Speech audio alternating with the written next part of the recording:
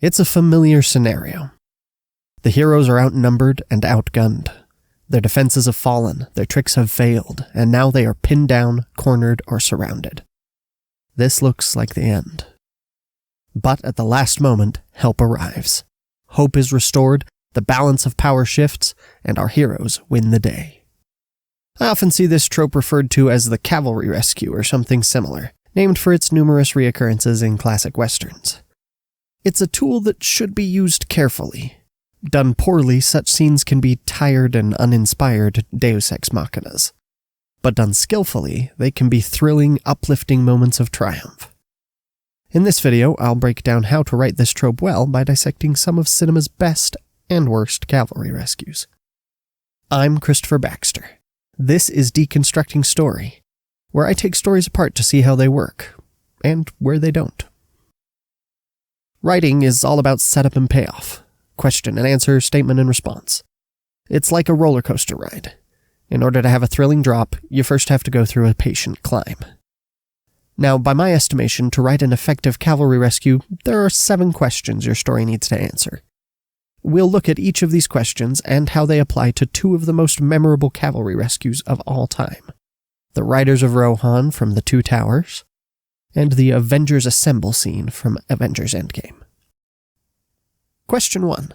Who is the cavalry? Generally speaking, having a bunch of strangers rescue your heroes won't be particularly satisfying. Sure, sometimes in the early stages of a story you might use a rescue as a dramatic way of introducing important new characters and displaying just how competent they are. But for a dramatic, moving finale, your audience needs to already know who these rescuers are. Ideally, not merely a name or two, but also the relation to the heroes. When the cavalry is a large group, there will generally be a specific leader to serve as the spokesperson and face. But note that the cavalry doesn't have to be a large group. It can just as easily be a few people or even a single person. The Two Towers sets up the identity of its cavalry early on. My company are those loyal to Rohan, and for that we are banished. They are the unjustly exiled Riders of Rohan, led by Éomer. They are the bulk of Rohan's military might, and were loyal soldiers to their king. Endgame, meanwhile, has perhaps the most extensive answer to this question in cinematic history. Who is the cavalry? Every hero and sidekick and all of their armies and a few more characters from the preceding 20-odd films. Question 2. Why wasn't the cavalry around? Since the cavalry is usually aligned in some way with the heroes, it is important to establish why exactly they weren't around to begin with. Why didn't they join the heroes from the start? Tell me, why should we ride to the aid of those who did not come to ours? What do we owe Gondor? Now, often the answer is as simple as, they were physically prevented from being there, or they were coming from far away. But even in such common cases, a bit of explanation is important. So in The Two Towers, Éomer and the other riders were not at Helm's Deep from the beginning because King Theoden exiled them while under the influence of Wormtongue and Saruman. You are banished forthwith from the kingdom of Rohan. Their absence continued because Theoden believed they were long gone. You have 2,000 good men riding north as we speak. Éomer is loyal to you. His men will return and fight for their king. They will be 300 leagues from here by now.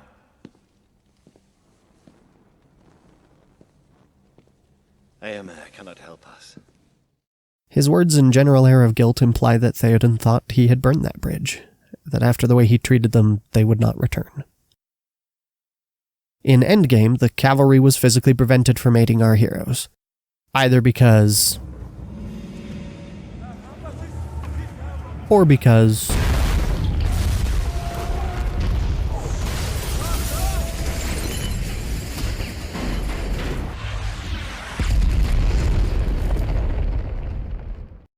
Question 3.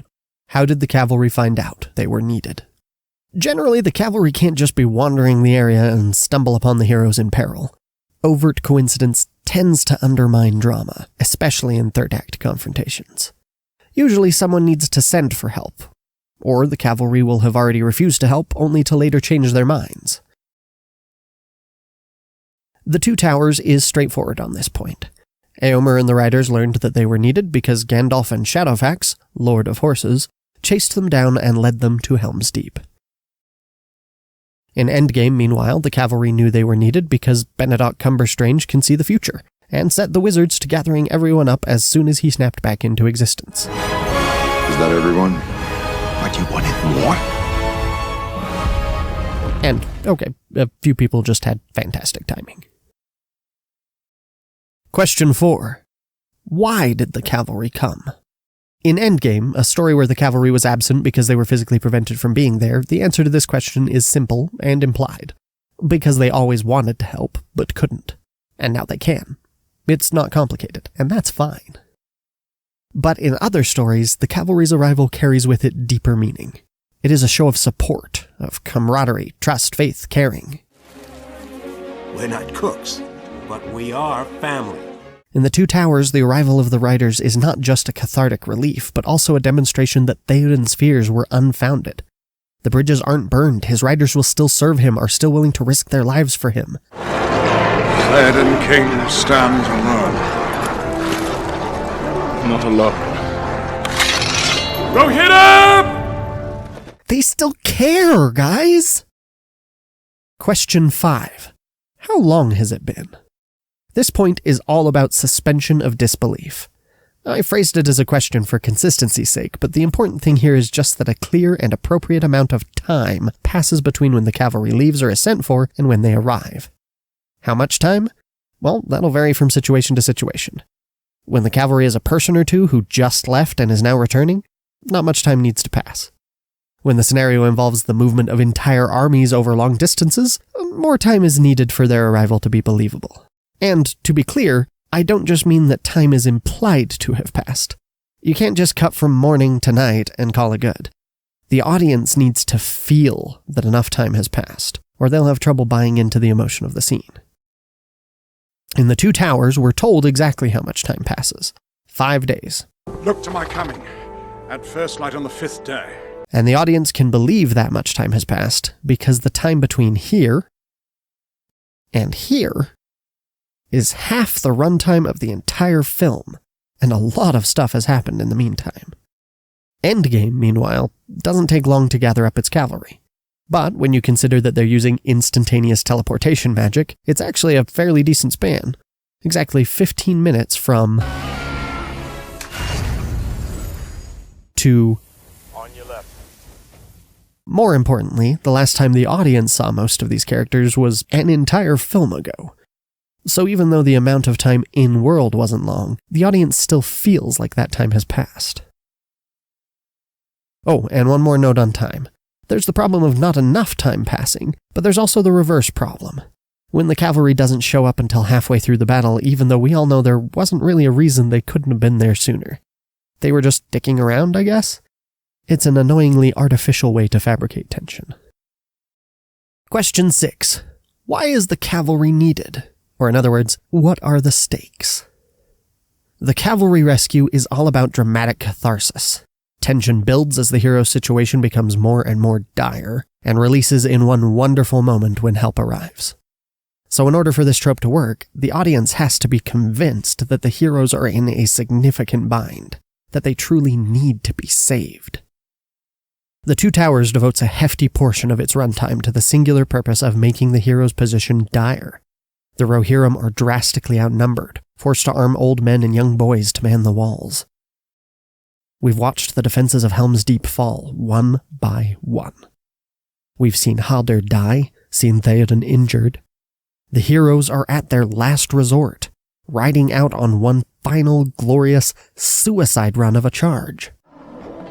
Ride out and meet them. For death and glory. For Rohan. For your people. In Endgame, Thanos has impossibly reappeared from the past and destroyed Avengers headquarters in one horrible barrage. Literally everyone is down, but the exhausted yet unkeep-downable Captain America, who is standing with a broken shield in the final ray of sunlight, alone against an entire army.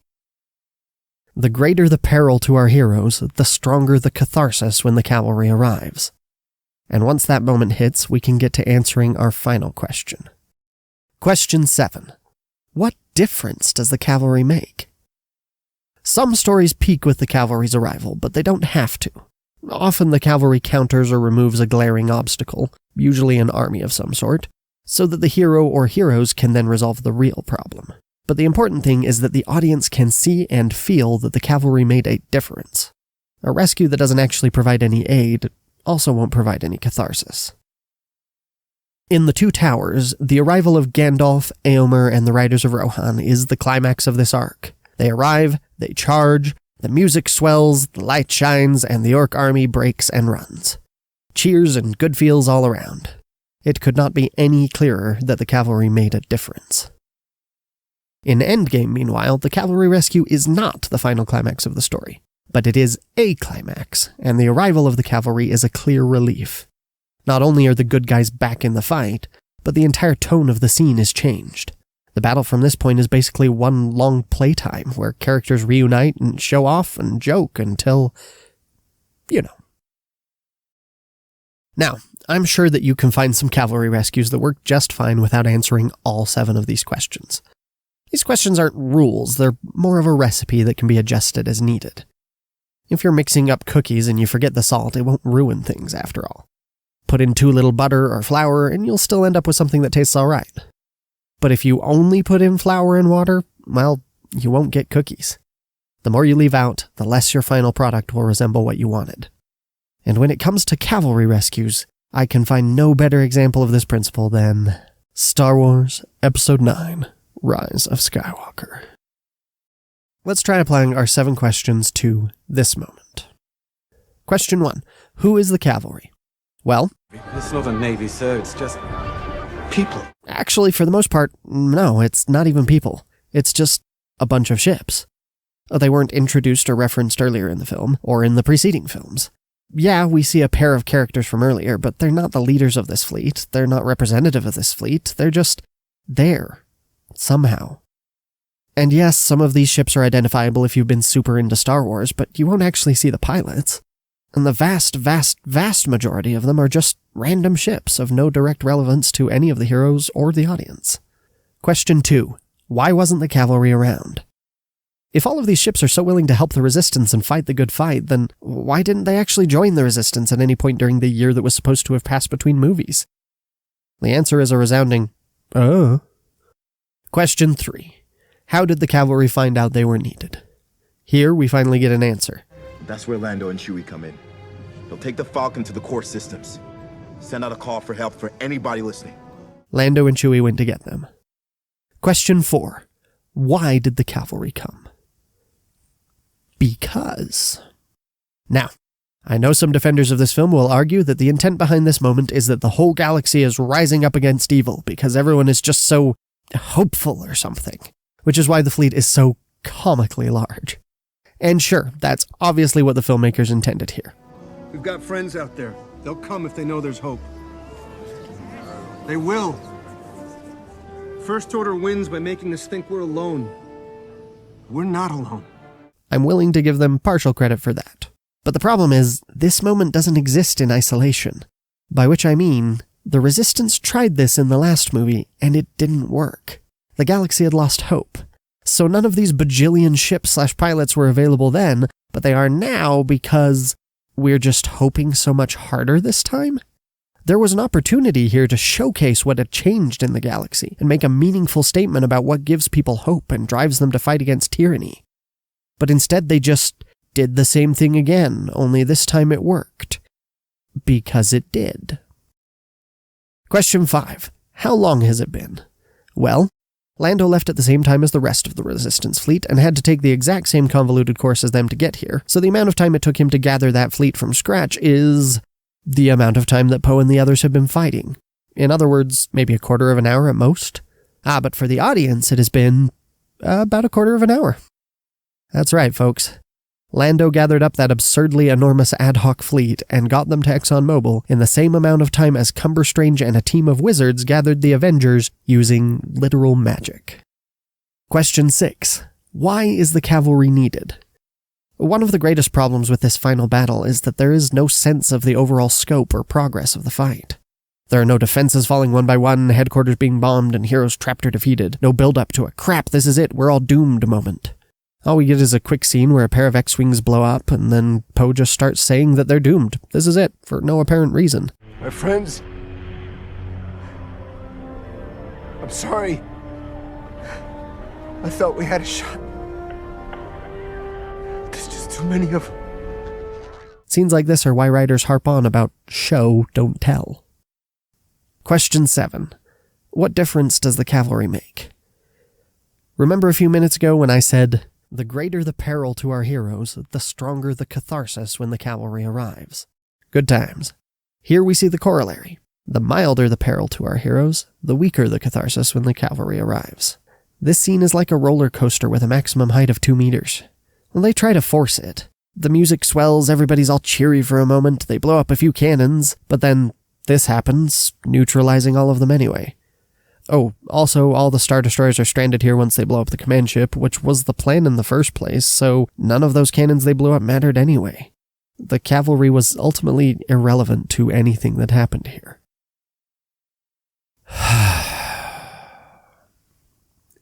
It's so... One moment.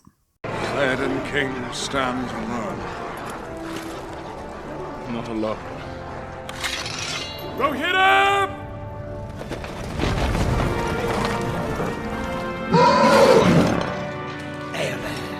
To the king!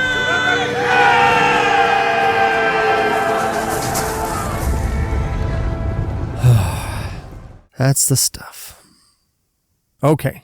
I know harping on bad writing can be a bit of a downer, but it's important to study and learn from bad examples as well as good. This writing lacks proper setup, and therefore can't deliver the payoff it wants. It's just going through the motions without any of the depth or meaning, counting on brand names and nostalgia to win people over instead. But I'm willing to bet that you, dear viewer, probably don't have any famous brand names or wells of nostalgia in your back pocket. So if you want to write a fantastic moving cavalry rescue, you'll probably be better off actually doing the work. Here's the questions. Answer as many of them as you can, preferably all of them to some degree or another, and I think you'll find yourself with a pretty decent scene on your hands. Thank you for watching my video. Please click all of the good buttons on or around the video and none of the bad ones, and leave constructive comments below about your favorite cavalry rescues from film, literature, video games, or real life. You can check out some of my fiction at writerinthehat.com, or if you like Star Wars, you can listen to me and my friends right here on YouTube on a more civilized podcast. Links are in the description.